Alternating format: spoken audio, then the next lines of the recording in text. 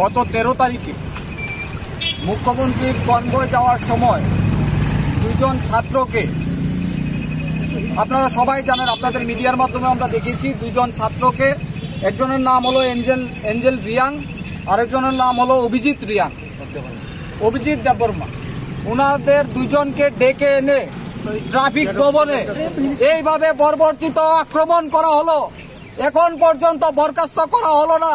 জবাব চাই, রাজ্যের স্বরাষ্ট্রমন্ত্রী ঘুমে আছেন, এখন পর্যন্ত কেন পুলিশ অফিসারদের যারা নির্যাতন করেছেন এখন পর্যন্ত কেন গ্রেপ্তার করা হলো না?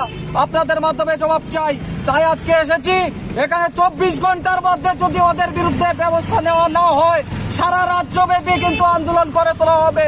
কারণ এটা তীব্রতা ছাত্রছাত্রীদের, একটা ছাত্রের পাশে আমরা সবসময় দাঁড়িয়ে থাকি। কারণ একজন ছাত্রকে এরকম ভাবে বেদরক ভাবে ডেকে এনে ট্রাফিক ভবনে আক্রমণ করা হবে। পুলিশ এইভাবে, আপনারা বিগত দিনেও দেখেছেন আমাদের আন্দোলনে পুলিশ লাঠিচার্জ করেছে, ছাত্রদের উপর আক্রমণ করছে। এগুলি কি জঙ্গল রাজ চলছে ত্রিপুরাতে? এটা জঙ্গল শাসন চলছে। এগুলি কি অত্যাচার করা হবে রাজ্যের ছাত্রদের উপর? আমরা তীব্রভাবে নিন্দা করছি। আজকে আমরা এসেছি, আমরা কথা বলবো এসপির নিকট। আমরা একটা মেমোরেন্ডাম সাবমিট করতে যাচ্ছি ত্রিপুরা প্রদেশ এনএসওর পক্ষ থেকে।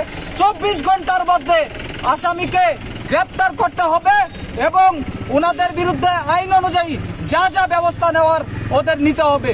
না হলে আমরা 24 ঘন্টা পর কিন্তু সারা রাজ্যে আন্দোলন করে তোলা হবে।